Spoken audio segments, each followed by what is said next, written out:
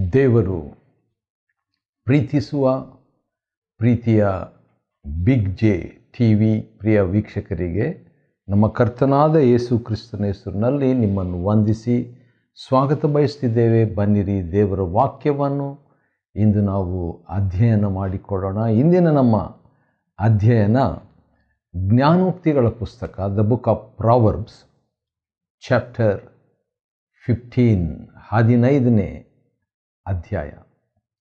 ಜ್ಞಾನೋಕ್ತಿ 15ರಲ್ಲಿ 33 ಜಯದ ರಹಸ್ಯಗಳಿವೆ. 33 secrets of victory ಅಂತ ಹೇಳಿಬಿಟ್ಟು ಒಟ್ಟು ಇದರಲ್ಲಿ 33 ವಚನಗಳಿದೆ. 33 ವಚನದಲ್ಲಿ ಒಂದೊಂದು ವಚನದಲ್ಲಿ ಒಂದೊಂದು ವಿಜಯದ ರಹಸ್ಯ, ಜಯದ ರಹಸ್ಯ ನೋಡ್ತಿದ್ದೇವೆ. ನೋಡೋಣ ಏನದು ಜಯದ ರಹಸ್ಯಗಳು. ಜಯಕರವಾದ ಜೀವನ ಈ ಲೋಕದಲ್ಲಿ ನಾವು ಜೀವಿಸಬೇಕಾಗಿದೆ. ಪ್ರಕಟಣೆಯ ಪುಸ್ತಕದಲ್ಲಿ ಜಯ ಹೊಂದುವವನು ಅಂತ ದೇವರ ಇಷ್ಟ, ಯೇಸು ಕರ್ತನ ಆಶೆ, ಆಜ್ಞೆ, ಬಯಕೆ, ಉಪದೇಶ ಏನಂದರೆ ಜಯಶಾಲಿ ಆಗಬೇಕು. ಜಯದ ರಹಸ್ಯಗಳು ಏನಾಗಿವೆ ಎಂಬುದಾಗಿ ನೋಡುವಾಗ 33 ರಹಸ್ಯಗಳು ಇವೆ ಅಂತೆ. ಅದರಲ್ಲಿ ಒಂದೊಂದಾಗಿ ನೋಡೋಣ. ಮೊದಲನೇ ರಹಸ್ಯ, ಮೊದಲನೇ ವಚನದಲ್ಲಿ ಜ್ಞಾನೋಕ್ತಿ 15, ಮೃದುವಾದ ಪ್ರತ್ಯುತ್ತರ, ಸಾಫ್ಟ್ ಆನ್ಸರ್. ಒರಟಾದಂಥ ಒಂದು ಉತ್ತರ ಕೊಡೋದ್ರಿಂದ ಕರೆಕ್ಟಾಗಿದ್ದರೂ ಕೂಡ ಕೆಲವು ಸಾರಿ ಸಮಸ್ಯೆಗೆ ಒಳಗಾಗಿ, ಬೇಸರ ಆಗಿ, ಸೋಲಿನ ಜೀವಿತಕ್ಕೆ ಆಸ್ಪದ. ಆದರೆ ಮೃದುವಾದ ಉತ್ತರ, ಒಂದು ವೇಳೆ ಬೇರೆಯವ್ರಿಗೆ ಬೇಸರ ಆದರೂ ಪರವಾಗಿಲ್ಲ, ನಮಗೆ ಜಯ ನಮ್ಮ ಜೀವನದ ಮೇಲೆ, ನಮ್ಮ ಜೀವನದಲ್ಲಿ ಸಿಗಬೇಕಾದರೆ ದೇವರ ಮುಂದೆ ದೇವರ ಸಲಹೆ, ಮೃದುವಾದ ಪ್ರತ್ಯುತ್ತರ. ಎರಡನೇ ರಹಸ್ಯ, ಎರಡನೇ ವಚನದಲ್ಲಿ ಜ್ಞಾನದ ನಾಲಿಗೆ, ಜ್ಞಾನದ ವೈಸ್ ಟಂಗ್. ಹಾಗಾದರೆ ಜ್ಞಾನದಿಂದ ಮಾತಾಡಬೇಕು. ಮೃದುವಾದ ಉತ್ತರ, ಇನ್ನೊಂದು ಜ್ಞಾನದ ಮಾತು. ಮೂರನೇ ವಚನದಲ್ಲಿ ಮೂರನೇ ಜಯದ ರಹಸ್ಯ ಇದೆ. ಜಯದ ರಹಸ್ಯ ಅದೇನಂತ ಹೇಳಿದರೆ, ದೇವರು ನೋಡ್ತಾ ಇದ್ದಾನೆ ಎಂಬ ಗ್ರಹಿಕೆ. ಗಾಡ್ ಈಸ್ ವಾಚಿಂಗ್ ಮೀ ಎಂಬಂಥ ಒಂದು ಗ್ರಹಿಕೆ. ಮತ್ತು 4ನೇ ಅಧ್ಯಾಯದಲ್ಲಿ 4ನೇ ಜಯದ ರಹಸ್ಯ ಇದೆ. ಅದೇನಂತ ಹೇಳಿದರೆ, ಸಂತೈಸುವ ನಾಲಿಗೆ. ನಾನು ಮಾತಾಡಿದರೆ ಜನರಿಗೆ ಸಂತೈಸುವಿಕೆ, ದೇವರ ಸಂತೈಸುವಿಕೆ ಅವರಿಗೆ ಆಗಬೇಕು. ಇದು ನನ್ನ ಆಶೆ. ನನ್ನ ಇಷ್ಟಾರ್ಥವನ್ನು ನೆರವೇರಿಸುವ ದೇವರಿದ್ದಾನೆ, ನಮ್ಮ ಇಷ್ಟಾರ್ಥವನ್ನು ನೆರವೇರಿಸ್ತಾನೆ. 5ನೇದಾಗಿ ಜಯದ 5ನೇ ರಹಸ್ಯ 5ನೇ ವಚನದಲ್ಲಿದೆ. ಅದೇನೆಂದರೆ, ಗದರಿಕೆಯನ್ನು ಗಮನಿಸುವುದು. Listening to rebukes. ಇದು ಜ್ಞಾನೋಕ್ತಿಯಲ್ಲಿ ದೇವರ ಒಂದು ಮಾತಾಗಿದೆ. ನಮ್ಮ ಜೀವನದಲ್ಲಿ ಜಯ ಸಿಗಬೇಕಾದರೆ ಕೆಲವರು ಗದರಿಸೋರು ಇರ್ತಾರೆ, ತಿದ್ದೋರು ಇರ್ತಾರೆ, ಅದನ್ನು ಗಮನಿಸಬೇಕಂತ. 5ನೇದಾಗಿ ಗದರಿಕೆಯ ಒಂದು ಗಮನಿಸುವಂಥ ಒಂದು 5ನೇ ರಹಸ್ಯ ನೋಡಿದ್ವಿ. 6ನೇದಾಗಿ ಮನೆ ಜೀವನ. ಶಿಷ್ಟನ ಮನೆ ಹೇಗಿರಬೇಕು ಅಂದರೆ, ಅದು ಒಂದು ನಿಕ್ಷೇಪ ಇದ್ದ ಹಾಗೆ. ಆದ ಕಾರಣ ನೀತಿಯ ಒಂದು ಮನೆ, ಶಿಷ್ಟನ ಒಂದು ಮನೆ ಅಂದರೆ ಕುಟುಂಬದಲ್ಲಿ ನೀತಿಯನ್ನು ಕುಟುಂಬ ಸಮೇತವಾಗಿ ಪಾಲಿಸುವಂಥದ್ದು ಜಯದ ರಹಸ್ಯವಾಗಿದೆ ಎಂಬುದಾಗಿ ಹೇಳಬಹುದು. 6ನೇದಾಗಿ 7ನೇದಾಗಿ ಜ್ಞಾನಿಗಳ ತುಟಿ. ಜ್ಞಾನದಿಂದ ಮಾತಾಡಬೇಕು. ಮತ್ತೆ ಅದು ಬರ್ತಾ ಇದೆ. ಆ ರೀತಿಯಾಗಿ ಮಾತನಾಡುವಾಗ ಏನಾಗ್ತೈತೆ, ತಿಳುವಳಿಕೆಯನ್ನು ಅದು ಬಿತ್ತು ಬಿಡ್ತದೆ. ಸರಿ, 8ನೇ ರಹಸ್ಯ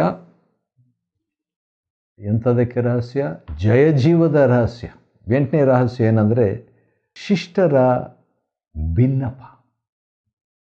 ಶಿಷ್ಟರ ಅಂದರೆ ಪ್ರಾರ್ಥನೆ. ಶಿಷ್ಟನಾಗಿ ವಿಶ್ವಾಸಿಯಾಗಿದ್ದು ಪ್ರಾರ್ಥನೆ ಮಾಡುವುದು ಜಯದ ಖಂಡಿತವಾಗಿ ರಹಸ್ಯ. 9ನೇ ರಹಸ್ಯ ಧರ್ಮಾಸಕ್ತನು, ಅಂದರೆ ದೇವರ ವಾಕ್ಯದಲ್ಲಿ ಆಸಕ್ತಿ, ದೇವರ ನೀತಿಯಲ್ಲಿ ಆಸಕ್ತಿ. ಬರೇ ಅದನ್ನು ಇಟ್ಕೊಳ್ಳೋದಲ್ಲ, ಆಸಕ್ತಿಯಿಂದ ಅದಕ್ಕೆ ಲಕ್ಷ್ಯ ಕೊಡಬೇಕು. ಆ ರೀತಿಯಾಗಿದ್ದರೆ ಅದು ದೇವರಿಗೆ ಇಷ್ಟ ಅಂತೆ, ಆತನಿಗೆ ಪ್ರಿಯ ಅಂತೆ. 10ನೇದಾಗಿ ಇದು ಸ್ವಲ್ಪ ಗಮನಿಸಬೇಕು, ಇಲ್ಲಿ ಒಂದು ವಿಚಿತ್ರವಾದಂಥದ್ದು. ಯಾಕಂದರೆ ಜಯದ ರಹಸ್ಯಗಳು ಒಂದೊಂದಾಗಿ ನೋಡ್ತಿದ್ವಿ. 10ನೇ ರಹಸ್ಯ ಏನಂತ ಹೇಳಿದರೆ, ಧರ್ಮ ಮಾರ್ಗವನ್ನು ಬಿಟ್ಟವರಿಗೆ ಶಿಕ್ಷಣ, ಗದರಿಕೆಯನ್ನು ಕೇಳಿದಂಥವರ ವಿಷಯದಲ್ಲಿ ಕೂಡ ಅದು ಹಾನಿ. ಇದನ್ನು ಬೇರೆಯವರ ಜೀವನದಿಂದ ನಾವು ಕಲಿಬೇಕು. ನೋಡಿದರೆ ಅವರು ಧರ್ಮವನ್ನು ಬಿಟ್ಟಿದ್ದರಿಂದ ಅಥವಾ ಗದರಿಕೆಯನ್ನು ಕೇಳಿದ್ರಿಂದ ಅವ್ರಿಗೇನಾಯಿತು ಅಂತ ಹೇಳ್ಬಿಟ್ಟು ನಮ್ಮಿಂದ ನಾವು ಕಲಿಯುವಂಥದ್ದು ಒಳ್ಳೆಯದು, ಬೇರೆಯವರ ಜೀವನದಿಂದ ಕೂಡ ನಾವು ಕಲಿಬೇಕಾಗಿದೆ. ಆ ರೀತಿಯಾಗಿ ಕಲ್ತ್ಬಿಟ್ರೆ ಅದು ಜಯದ ರಹಸ್ಯ. ಎಷ್ಟನೇ ರಹಸ್ಯ? 10ನೇ ರಹಸ್ಯ. 11ನೇ ರಹಸ್ಯ ಏನಂದರೆ ದೇವರ ಸಾರ್ವಭೌಮತ್ವ. ಯಾಕಂದರೆ ದೇವರಿಗೆ ಪಾತಾಳವು, ನಾಶಲೋಕವು ಇವೆಲ್ಲ ಆತನಿಗೆ ಗೊತ್ತಾಗಿರೋದ್ರಿಂದ ನಮ್ಮ ಬಗ್ಗೆ ದೇವರಿಗೆ ಗೊತ್ತಿಲ್ವಾ? ಖಂಡಿತವಾಗಿ ನರರಾದ ನಮ್ಮ ಬಗ್ಗೆ ದೇವರಿಗೆ ಗೊತ್ತು ಎಂಬ ಗ್ರಹಿಕೆ ಜಯದ 11ನೇ ರಹಸ್ಯ. 12ನೇದು ನೋಡುವಾಗ ಅಲ್ಲಿ ಕೂಡ ಒಂದು ಗಮನಿಸ್ತಕ್ಕಂಥ ವಿಷಯ ಏನಂತ ಹೇಳಿದರೆ, ಕೆಲವರು ದೇವಜನರ ಜೊತೆಯಲ್ಲಿ, ಜ್ಞಾನಿಗಳ ಜೊತೆಯಲ್ಲಿ ಸೇರಲಿಕ್ಕೆ ಇಷ್ಟಪಡಲ್ಲ. ಜ್ಞಾನಿಗಳ ಸಂಗಡ ಸೇರೋದಿಲ್ಲ ಕೆಲವರು. ಅವ್ರು ಸೇರಿಲ್ಲ ಅಂತ ಹೇಳಿದ್ರೆ ಪರವಾಗಿಲ್ಲ, ಅವ್ರ ಇಷ್ಟ ಎಂಬುದಾಗಿ ಅದನ್ನು ಕೂಡ ಒಂದು ಪಾಠವಾಗಿ ತೆಗೆದುಕೊಳ್ಳುವಂಥದ್ದು ಕೂಡ ಜಯದ ರಹಸ್ಯ. ದೇವರು ಯಾರನ್ನು ಕೂಡಿಸ್ಬೇಕು, ಕಳಿಸ್ತಾನೆ, ಯಾರನ್ನು ತೆಗಿಬೇಕು ನಮ್ಮ ಜೀವನದಿಂದ ತೆಗೆದುಬಿಡ್ತಾನೆ, ಅದು ಕೂಡ ಒಂದು ರಹಸ್ಯವೇ. ಸರಿ, ಮತ್ತು ಮುಂದುವರಿಸೋಣರ್ರಿ. ಅಲ್ಲಿ 13ನೇ ಜ್ಞಾನೋಕ್ತಿಗಳ ಪುಸ್ತಕ 15ನೇ ಅಧ್ಯಾಯದಿಂದ ಜಯದ 33 ರಹಸ್ಯಗಳನ್ನು ನಾವು ನೋಡ್ತಿದ್ದೇವೆ. ಜಯ ಜೀವನದ 33 ರಹಸ್ಯಗಳು. ಅದರಲ್ಲಿ ಈಗ 13ನೇ ರಹಸ್ಯಕ್ಕೆ ಬಂದಿದ್ದೇವೆ. ಜಯ ಜೀವನದ 13ನೇ ರಹಸ್ಯ 13ನೇ ವಚನದಲ್ಲಿದೆ. ಒಂದೊಂದು ವಚನದಲ್ಲಿ ಒಂದೊಂದು ರಹಸ್ಯ ಇದೆ. ಅದೇನಂತ ನೋಡುವಾಗ 13ನೇ ವಚನದಲ್ಲಿ ಹರ್ಷ ಹೃದಯ ಅದು ಜಯದ ರಹಸ್ಯ. ಯಾವಾಗಲೂ ಹೃದಯದಲ್ಲಿ ಬೇಸರ ಇಟ್ಕೊಳ್ಳೋದು ಅದು ಜಯಕ್ಕೆ ನಡೆಸೋದಿಲ್ಲ. ಸಂತೋಷವಾಗಿರಬೇಕು ಕರ್ತನಲ್ಲಿ, ಅದು ಒಳ್ಳೆಯದು. 14ನೇ ರಹಸ್ಯ ಏನಂತ ನೋಡ್ತಿದ್ದೇವೆ? ಜಯದ ರಹಸ್ಯ ವಿವೇಕಿಯ ಹೃದಯ. ಹರ್ಷ ಹೃದಯ ಮಾತ್ರ ಅಲ್ಲ, ವಿವೇಕವುಳ್ಳ ಹೃದಯವೂ ಕೂಡ ಅದಾಗಿರಬೇಕು. ಅದು ಜಯದ 14ನೇ ರಹಸ್ಯ. ಜಯದ 15ನೇ ರಹಸ್ಯ ಏನಂತ ಹೇಳಿದರೆ, ದೀನನ ದಿನಗಳು ದುಃಖ ಭರಿತ. ಅದರಲ್ಲಿ ಏನಿದೆ ಎಂಬುದಾಗಿ ನಾವು ನೋಡ್ತೇವೆ ಮೊದಲನೇ ಭಾಗ. ಆದರೆ 2ನೇ ಭಾಗ ಗಮನಿಸಿರಿ. ಹರ್ಷ ಹೃದಯನಿಗೆ ನಿತ್ಯವೂ ಔತಣ. ಈಗಾಗಲೇ 13ನೇ ವಚನದಲ್ಲಿ ಹರ್ಷ ಹೃದಯ ಅಂತ ನೋಡ್ತೇವೆ.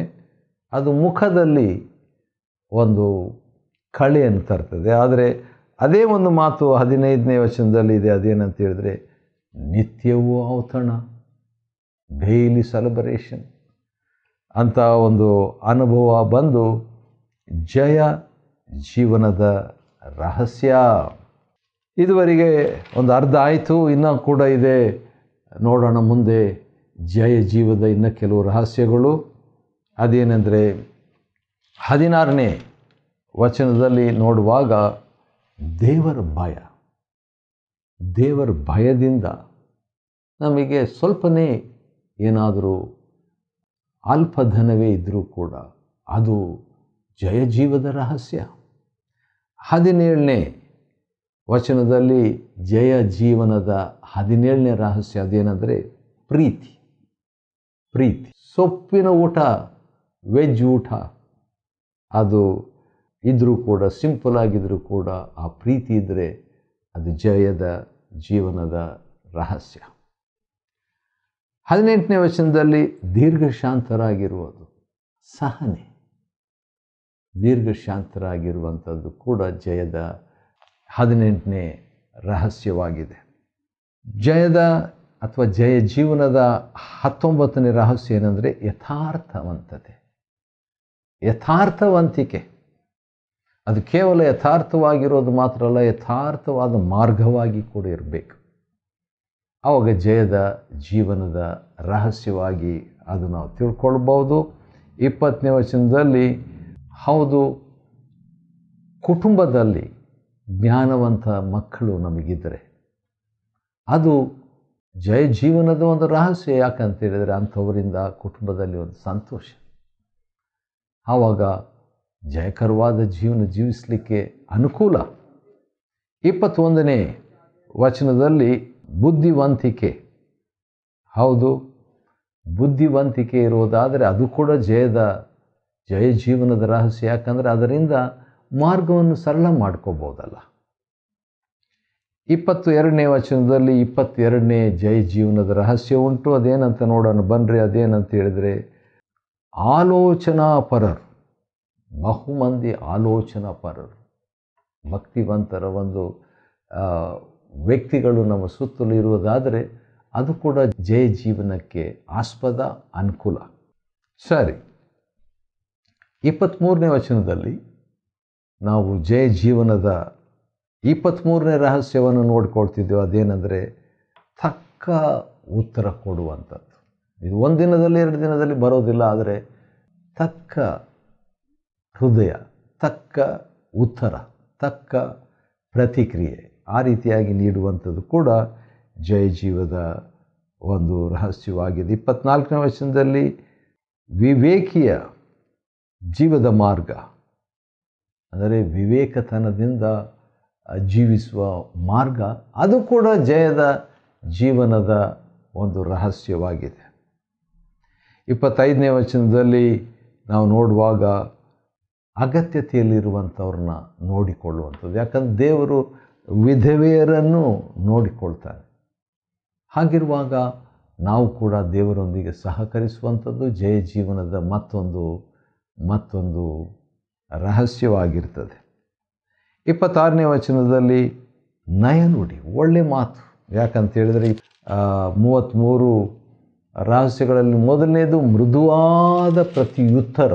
ಆದರೆ ಇಲ್ಲಿ ನಯನುಡಿ, ನಿರ್ಮಲ, ಶುದ್ಧ ಮಾತು, ಅದು ಕೂಡ ಜಯ ಜೀವನದ 26ನೇ ರಹಸ್ಯವಾಗಿದೆ. 27ನೇದು ಸ್ವಲ್ಪ ವಿಚಿತ್ರ. ಅದೇನಂತ ಹೇಳಿದರೆ ಲಂಚವನ್ನು ಒಪ್ಪದಿರುವಂಥದ್ದು. ಅಂದರೆ ಅನ್ಯಾಯ ಮಾಡಬಾರ್ದು, ಲಂಚ ತೆಗೆದುಕೊಳ್ಬಾರ್ದು. ಆ ರೀತಿಯಾಗಿ ಕೆಲವು ಸಿದ್ಧಾಂತಗಳು ಕೆಲವರಿಗಿದೆ. ಆ ರೀತಿಯಾಗಿದ್ದರೆ ಅಂಥವರು ಜಯದ ಜೀವನದ ಒಂದು ರಹಸ್ಯವನ್ನು ಕಂಡುಕೊಂಡಿದ್ದಾರೆ. 28ನೇ ವಚನ ಶಿಷ್ಟನ ಹೃದಯ ಅಥವಾ ವಿವೇಚನೆ. ಜೀವನದಲ್ಲಿ ಭಾಳ ಮಿಸ್ಟೇಕ್ಸ್ ಆಗುವಂಥದ್ದು. ಯಾಕೆ? ವಿವೇಚನೆ ಇಲ್ಲದಿರುವುದರಿಂದ. ಆದ ಕಾರಣ ವಿವೇಚನೆಯನ್ನು ನಾವು ತಂದುಕೊಳ್ಳಬೇಕು. 29ನೇ ವಚನದಲ್ಲಿ ನೋಡುವಾಗ ಮತ್ತೆ ಪ್ರೇಯರ್ ಬಗ್ಗೆ ಬಂದಿದೆ. ದೇವರನ್ನು ನಂಬಿದಂಥವ್ರು ಮಾಡುವಂಥ ಬಿನ್ನಹದ ಬಗ್ಗೆ ಬಂದಿದೆ. ಪ್ರಾರ್ಥನೆ ಹೌದು ಜಯ ಜೀವನದ ರಹಸ್ಯ. ಇದು ಈಗಾಗಲೇ ಒಂದು ಸಾರಿ ಬಂದಿದೆ 8ನೇ ವಚನದಲ್ಲಿ, ಮತ್ತೊಂದು ಆವೃತ್ತಿ 29ನೇ ವಚನದಲ್ಲಿ ಪುನರಾವರ್ತಿಸಲ್ಪಟ್ಟಿದೆ. ಜಯ ಜೀವನದ ರಹಸ್ಯ ಪ್ರಾರ್ಥನೆ. 30ನೇ ವಚನದಲ್ಲಿ ಒಳ್ಳೆ ಸುದ್ದಿ, ಕಿವಿಗೆ ಬಿದ್ದ ಒಳ್ಳೆ ಸುದ್ದಿ ಅಂತ ಹೇಳಿದ್ರೆ ಸಕಾರಾತ್ಮಕವಾಗಿ ಮಾತನಾಡುವಂಥದ್ದು. ದೇವರು ಹೇಳಿದ್ದನ್ನೇ ನಾವು ಹೇಳುವಂಥದ್ದು, ದೇವರು ಹೇಳಿದ್ದನ್ನೇ ನಾವು ಯೋಚಿಸುವಂಥದ್ದು, ದೇವರು ಹೇಳಿದ್ದನ್ನೇ ನಾವು ನಂಬುವಂಥದ್ದು, ದೇವರು ಹೇಳಿದ್ದನ್ನೇ ನಾವು ಅರಿಕೆ ಮಾಡುವಂಥದ್ದು. ಆ ರೀತಿಯಾಗಿ ಒಳ್ಳೆಯ ಸುದ್ದಿ ಇದರ ಎಲುಬಿಗೆ ಪುಷ್ಟಿ ಅಷ್ಟೇ ಅಲ್ಲ, ಜಯದ ಜೀವನದ ಅದು ರಹಸ್ಯ ಕೂಡ. 31ನೇ ವಚನದಲ್ಲಿ ನಾವು ನೋಡುವಾಗ ಜಯ ಜೀವನದ ಮತ್ತೊಂದು ರಹಸ್ಯ ಇದೆ. ಅದೇನದು ಅಂತ ನೋಡುವಾಗ, ಹೌದು, ಗದರಿಕೆಗೆ ಕಿವಿಗೊಡುವಂಥದ್ದು. ಅಂಥವ್ರು ಏನಾಗ್ತದೆ, ದೇವರು ಜ್ಞಾನಿಗಳ ನಡುವೆ ಕೂಡ ಅಂಥವ್ರನ್ನ ಎಸ್ಟಾಬ್ಲಿಷ್ ಮಾಡ್ತಾನೆ ರೀ. ಅದು ಕೂಡ ಜಯ ಜೀವನದ ರಹಸ್ಯವಾಗಿದೆ. 32ನೇ ಒಂದು ರಹಸ್ಯ ಏನಂದರೆ, ಗದರಿಕೆಯನ್ನು ಕೇಳೋದು. ಮತ್ತೆ ಮತ್ತೆ ಬರ್ತಾ ಇದೆ ನೋಡ್ರಿ. ಯಾರಾದರೂ ತಿದ್ದಿದರೆ ಹೌದು ನಾನು ತಿದ್ದುಕೊಳ್ತೀನಿ ಎಂಬುದಾಗಿ ಒಳ್ಳೆಯ ಮನಸ್ಸಿನಿಂದ ಅದನ್ನು ತೆಗೆದುಕೊಳ್ಳುವಂಥದ್ದು.